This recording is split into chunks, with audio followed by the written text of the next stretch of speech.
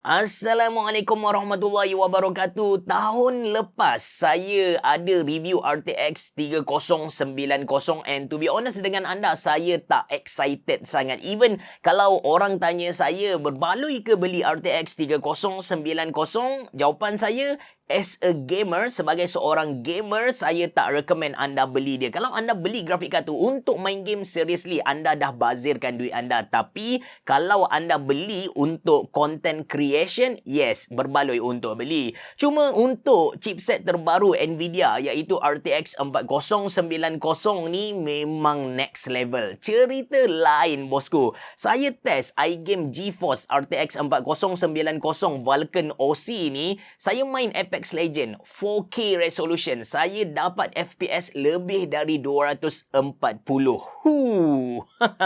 Era gaming 4K 240Hz dah tiba guys. Nanti saya cerita dengan lebih detail tentang iGame GeForce RTX 4090 Vulkan OC ni. Anda bersama saya Ashraf Jeffrey dalam channel YouTube Monadiza. Kalau anda belum tekan butang subscribe, pastikan anda tekan butang subscribe dan juga button loceng yang ada dekat tepi dia. Jom!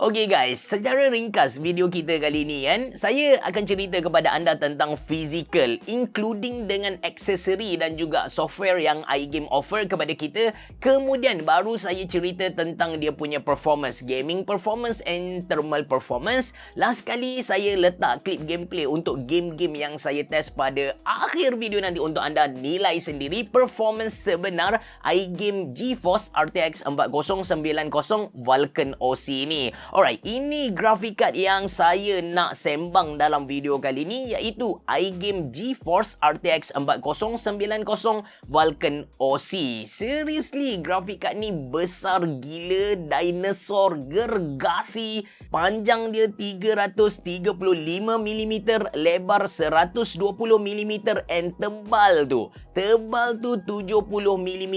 Dia makan 3 PCIe slot dekat belakang kot. Design untuk iGame GeForce RTX 4090 Vulkan OC ni bagi saya dalam kategori yang garang lah. Dia ada robotic touch tu. Kalau dekat depan ni dia pakai Vulkan Robotic Armor untuk kalis kotor and karat. Logo dan tulisan iGame ada dekat tengah-tengah kipas tu. Backplate dia dari aluminium. Dekat sisi grafik card ni ada Vulkan Lightboard yang menyala bila kita turn on PC kita. Sebut tentang Lightboard, actually iGame ada bagi satu aksesori yang menarik dan juga mahal kepada user iaitu iGame Smart LCD, which is iGame Smart LCD ni dia bukan sahaja boleh tunjuk logo Vulkan ataupun dia bukan sahaja boleh tunjuk status semasa PC kita, tapi kita boleh customize logo kita. Untuk buat benda tu kita kena guna iGame Center. Yang ni saya impress gila. Seriously, bayangkan dalam masa 3 tahun software dia yang saya consider basic macam ni, dia dah bertukar kepada yang lengkap macam ni. Dengan latest software iGame Center ni kan, kita bukan sahaja boleh main dengan setting graphic card, tapi the whole system itself, including dengan gaming peripheral. As long as benda tu support third party software macam iGame Center, tak ada masalah. Dan dekat first step my device ni kan, kita boleh tengok semua komponen yang PC kita guna, macam operating system apa, processor apa, RAM berapa and so on. Dan kita pun boleh monitor suhu prosesor dan graphic card. Dekat tab yang kedua ni, hardware, kita boleh adjust LED mode untuk PC, graphic card atau any device yang software ni support macam iGame Smart LCD yang saya cerita tadi. Seterusnya tab monitor. Untuk tab monitor ni dia adalah untuk kita keluarkan on-screen display. Tapi benda ni bergantung kepada compatibility satu-satu game ataupun satu-satu software. Tab players dan juga game tu adalah add-on feature untuk iGame ecosystem tu sendiri. Balik pada cerita hardware iGame GeForce RTX 4090 Vulkan OC, grafik card ni datang dengan 3 slot DP dan 1 slot HDMI dan ada satu OC button. Untuk power supply macam RTX 3000 series sebelum ni port untuk power supply tu ada dekat tengah-tengah. Cuma kali ni lagi rare sebab kita kena pakai converter yang dia bagi. In future akan ada power supply yang connection dia sama dengan port dekat graphic card ni, tapi buat masa sekarang kita masih boleh pakai power supply yang sedia ada dan kita pakai je converter yang dia bagi. Sebut tentang power supply ni disebabkan TGP graphic card ni ialah 450 watt. So theoretically minimum power supply yang kita patut guna ialah 850 watt. Kiranya kalau gabung dengan prosesor macam i7 12700K, sepatutnya kita kena pakai power supply yang 1000 watt. Tapi untuk kes kali ni saya pakai FSP Hydro XPTM 850 watt. Tak ada masalah. Alright, untuk grafik card ni selain dari iGame Smart LCD tadi, iGame pun ada bagi kepada kita satu GPU holder sebab grafik card ni berat, bye. Grafik card ni berat 2.5 kilogram kot. Kalau tak ada support, possibility PCIe slot dekat motherboard rosak tu tinggi disebabkan tekanan yang grafik card ni bagi dekat PCIe slot tu. And untuk makluman anda, kebanyakan motherboard yang PCIe dia rosak disebabkan grafik card dikira sebagai physical damage. Maksudnya anda tak boleh nak claim warranty. So bila dia bagi satu GPU holder macam ni, ini adalah satu inisiatif yang patut kita puji. Hewa. Tentang performance, first kali saya nak share dengan anda spesifikasi PC yang saya guna dalam video kali ini. Prosesor saya pakai Intel Core i7 12700K, RAM saya pakai Kingston Fury Beast 32GB DDR5, motherboard saya pakai ASRock Z690 Taichi Razer Edition, storage Transcend 240S 512GB NVMe SSD. Lepas tu cooler saya pakai Deepcool AK200. Grafik card saya pakai iGame GeForce RTX 4090 Vulkan OC dan power supply saya pakai FSP Hydro PTMX 850W. Macam saya bagi tahu di awal video, tahun lepas saya tak impress sangat dengan performance RTX 3090.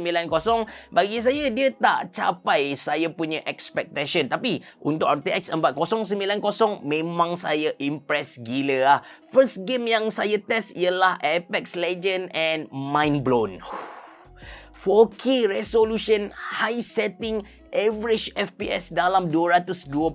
Mantul habis bosku. Dan yang lain-lain tu pun padu amat lah. Game simple macam Valorant dan juga Overwatch 2 tak payah cerita, lebih 300 FPS. Tapi tak dinafikan lah untuk Cyberpunk RTX Ultra 4K resolution, grafik card ni masih struggle untuk capai 60 FPS. Dan di sinilah datangnya satu teknologi baru yang Nvidia perkenalkan dekat grafik card RTX 4000 series, iaitu DLSS 3.0.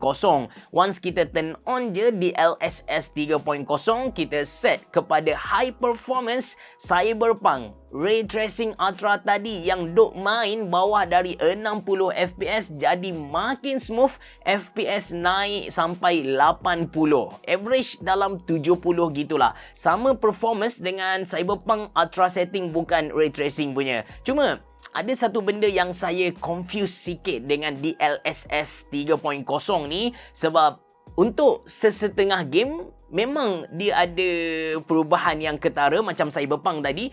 Tapi saya test dengan Warzone kan, saya main on dan juga off dia punya DLSS 3.0, saya tak nampak perbezaan performance. Memang sama je. Last sekali tentang thermal performance, which is kita patut puji kau tim R&D iGame sebab thermal performance untuk iGame GeForce RTX 4090 Vulkan OC ni gila mantap ah.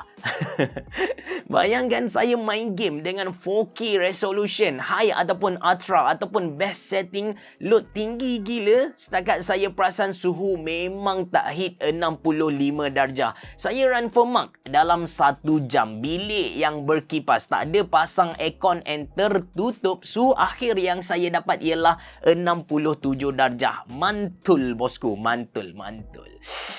To be honest dengan anda, saya antara orang yang skeptical. Bila Nvidia announce RTX 4090, saya merasakan yang tak berbaloi untuk kita upgrade grafik card kita dari 3090 ke 4090. Mesti perbezaan performance dia sikit sajalah. That's why dalam live, kalau orang tanya saya, berbaloi ke nak upgrade 3090 ke 4090? Habis cerah, saya directly kata no. Tapi kan, lepas saya main dengan iGame GeForce RTX 4090 Vulkan OC ni, saya boleh conclude kepada anda yang improvement Nvidia buat dekat RTX 3090 ke 4090 bukan lagi satu langkah ke hadapan, tapi satu lompatan, satu jangkauan ataupun leap. Dia memang satu gap yang sangat-sangat besar. RTX 4090 dia buka satu dimensi gaming yang baru. Sekarang sudah tiba era monitor 4K 240Hz. Sebelum ni kita tak boleh capai pun benda tu. Mereka just announce dekat mereka punya keynote, tapi bila kita guna, hakikatnya kita tak akan sentuh pun 4K dengan 240Hz ataupun 4K dengan 140Hz pun sebenarnya. Tapi sekarang no, kita dah boleh main 4K dengan 200Hz, 240Hz macam tu. Persoalannya sekarang, adakah patut anda beli dia? Berbaloi tak anda beli dia?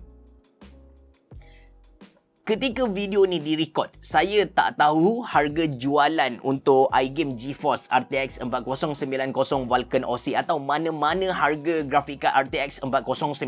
So, nak jawab berbaloi ataupun tak tu saya tak berani. Yang saya garanti kepada anda yang RTX 4090, especially iGame GeForce RTX 4090 Vulkan OC ni betul-betul mampu deliver job yang sangat-sangat bagus.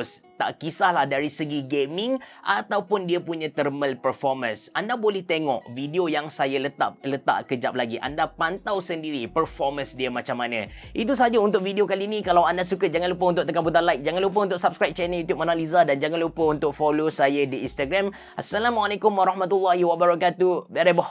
Jumpa lagi.